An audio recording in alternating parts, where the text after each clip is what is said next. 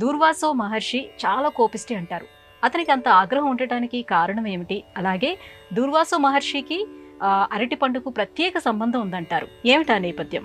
దూర్వాసో మహర్షి ఆయన పేరులోనే కొంచెం గాంభీర్యం కనపడుతుంది మనకి. లోకంలో కొన్ని దుర్వాసనలు అంటే శరీరాన్ని పట్టుకొని జన్మజన్మాంతరాల నుంచి వచ్చేటువంటి విషయ లంపటాలు, ఇలాంటి వాటిని కోపం రూపంలో తొలగించగలిగినటువంటి మహర్షి. ఆయనకి పైకి కోపం అని మనకు అనిపిస్తుంది, కానీ ఆయన కోపం లోకానికి హితం కలిగించేది. మన పురాణాలన్నింటిలోనూ ఆయన ప్రసక్తి చాలా ఎక్కువగా కనిపిస్తుంటుంది. ఆ మహర్షికి అరటిపండుకి ఉన్నటువంటి సంబంధం. దుర్వాసో మహర్షి యొక్క భార్య పేరు కదలి. అందువల్ల ఈ కదలి అనేటువంటి భార్య ఏదో చెయ్యరాని పని ఒకటి చేసింది, శపించాడు, మరణించి. మామగారు వచ్చారు, ఇదేమిటయ్యా బాబు, నువ్వు ఇంత గొప్పవాడివి, ఇంత మహర్షి అనుకున్నావు, నీ కోపానికైనా ఒక హద్దు ఉండాలి కదా, ఆవిడ మరణించిందయ్యా అంటే ఏం పర్వాలేదు, ఆవిడ మరణించినా లోకంలో శాశ్వతంగా ఉంటుంది అన్నాడు. అది ఎట్లానయ్యా అన్నాడు పాపం మామగారు. నేను కదా శాపం పెట్టింది, నా శాపం లోకంలో వరంగా పరిణమిస్తుంది. ఎలాగంటే కదలి ఒకటే గెలవేస్తుంది, ఆ రకంగానే లోకంలో ఒకే ఒక్క పేరు లోకంలో శాశ్వతంగా ఈ కదలికి ఉంటుంది.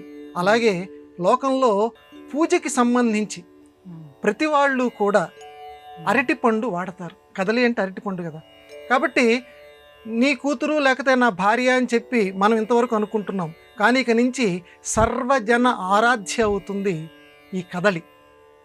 ఇప్పటివరకు మన కుటుంబం వరకే పరిమితం, కానీ అందరూ కూడా ఈ కదలి లేనిది దైవ పూజలు నిర్వర్తించరు. ఎంత పేదవాడైనా సరే ఏదో ఒక అరటిపండు తీసుకొచ్చి అమ్మవారి దగ్గర అయ్యవారి దగ్గర పెడతారు. ఆ రకంగా ఈ కదలి చెట్టు ఉచ్చ స్థానాన్ని, గొప్ప స్థానాన్ని పొందుతుంది.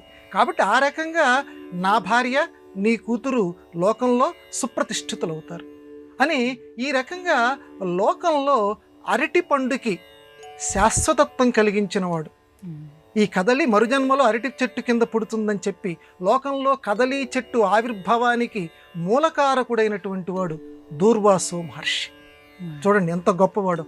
లోకంలో ఈనాటికి కూడా అరటిపండు లేనటువంటి పూజా కార్యక్రమం మనం ఎక్కడ చూడలేం.